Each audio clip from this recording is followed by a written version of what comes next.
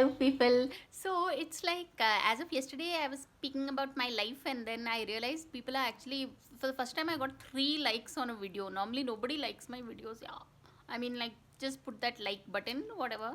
But so I've decided that I will share my routine, like in terms of what I've begun to.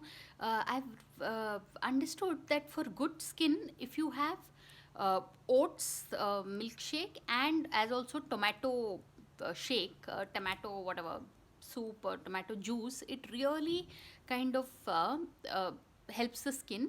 And also there is this whole thing of seeds. I didn't know this, that you should apparently include seeds in your diet.